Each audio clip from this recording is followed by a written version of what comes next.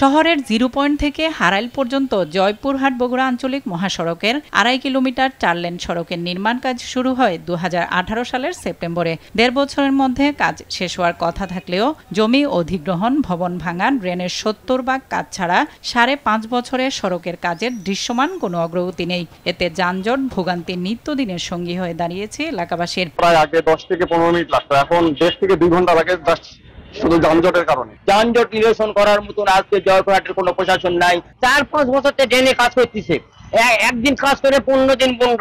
লোক ঢুকতে পারছে না দোকানে এবং আমাদের গ্যাস একদম শেষ হয়ে গেছে। সানবিট সব দিবে সামাল। সানবিট ম্যাজিক প্রেস ডিশওয়াশিং এর মাথা ঘোরানো সলিউশন। ২ দিন আগে এখানে দেখছি ২ জন লোক পড়ে যায়, তারা আহত হয়েছে।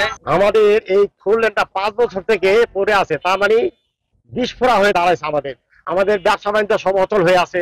ধীরগতিতে কাজ চলার কারণে যানজট হচ্ছে বলে জানান পুলিশ সুপার। ফুল লেন হচ্ছে, এই জন্য দুই পাশে ড্রেনেজ সিস্টেম নির্মাণ কাজ চালু থাকার কারণে রাস্তা নেরু হয়ে যাওয়ার কারণে কিন্তু প্রচন্ড যানজটের আশঙ্কা করছি আমরা। এদিকে ভোগান্তি লাঘবে অল্প কিছুদিনের মধ্যে কাজ শেষ করার আশা সড়ক বিভাগ ঠিকাদারি প্রতিষ্ঠানের। নতুন ড্রেন নির্মাণ করতে হচ্ছে, এখানে বেশ কিছু ইউটিলিটি আছে, বিদ্যুতের পোল আছে, কিছু স্থাপনা রয়েছে, যেমন মসজিদ, দোকান, মার্কেট, এগুলোকে আমাদের ক্রমান্বয়ে সরাতে হচ্ছে।